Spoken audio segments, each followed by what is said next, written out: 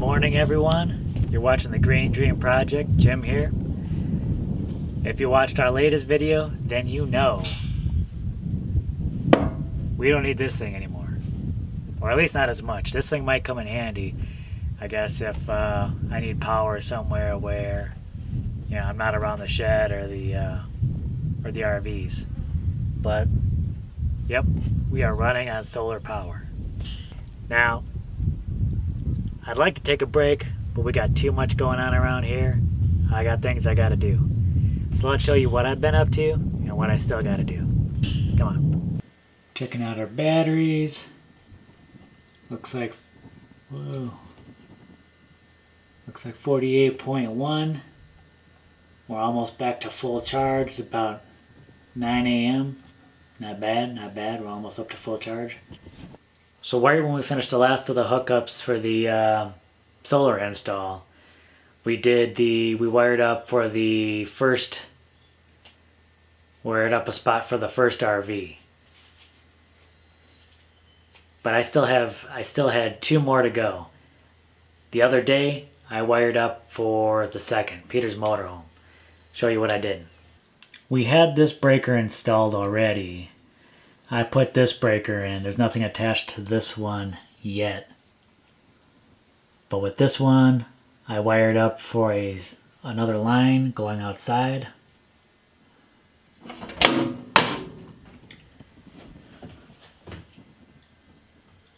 can see up there, the handyman's handiwork is on the right. My handiwork is on the left. So we can see it's not too bad.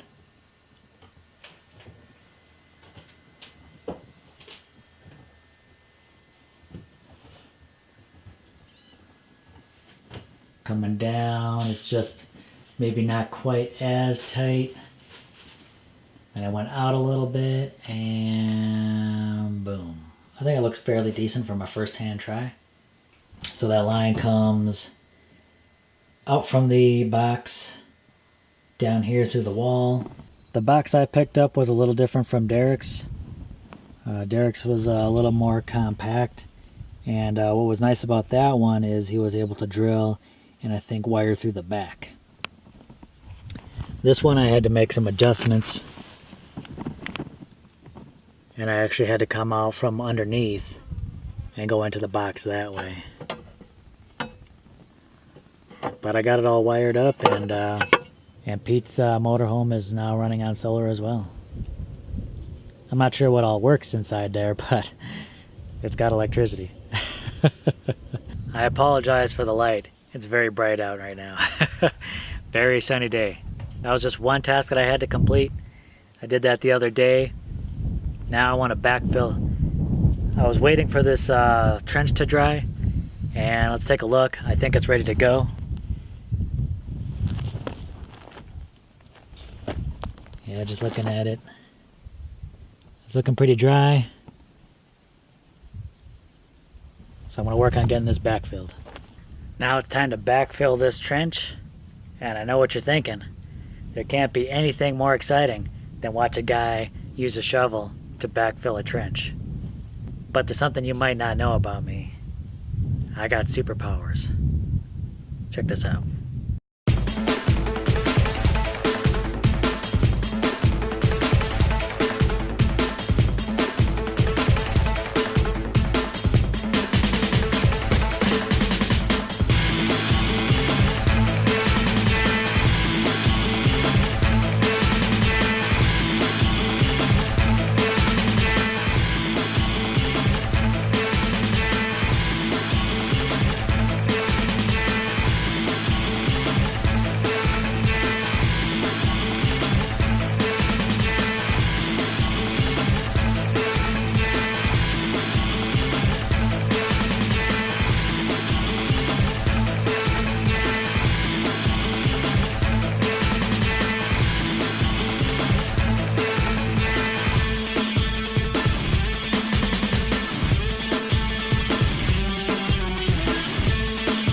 Alright, so I'm going to take you back inside the shed here for a minute. I just noticed that, you know, we were producing so much power, and I was just inside talking to Jessica, and I'm like, we need to be running more things in here. Like, we're producing so much energy. She's like, should I turn on the air? It's getting a little stuffy in here. I'm like, yeah, why not? Turn on the air. Like, no problem. There's so much sunlight right now. We're producing so much energy. That's why you hear this inverter kind of like working a little harder, because right now we're putting out about 2,400 watts and the batteries are still completely full. I mean, it's handling it no problem. We got the air conditioner running. We got our refrigerator running on electricity, not the propane, so we're saving money there. And the system's handling it no problems. Might be a little different once Grace comes out. We might have to be a little bit more energy conscious, but we'll see. I mean, it's a pretty good, nice system. Which brings me to another thing. Apparently in the last video, I did not explain why exactly we have 2 inverters or what that does for us. A special shout out to Brian Price for bringing that to my attention. My apologies. Yeah, we have 2 inverters. Now the reason why we have that is because if it was just Jessica and I out here with the 1 RV, 1 inverter, probably more than enough. Well, it would be more than enough. That RV can't even handle more than 30 amps, so. But we're gonna have, it's not just us, Peter has his own motorhome, that's already hooked up, and Grace will be out here. So there's a possibility of all 3 of us drawing energy at one particular time, and that's where the 2 inverters comes in. So with them being wired up like that, one will be here to support the other, and that will allow us to actually pretty much double the output of 1 inverter. So one of these inverters could probably handle close to 4,000, probably close to 4,000 running watts, and of course maybe a close to 6,000 when there's a burst. So with both of these running, that should double those numbers, allowing us close to probably between 7,000 to 8,000 watts at any given time running, and then maybe close to 12,000 with those bursts. When those 2 are running, this system should be able to handle quite a load, no problem.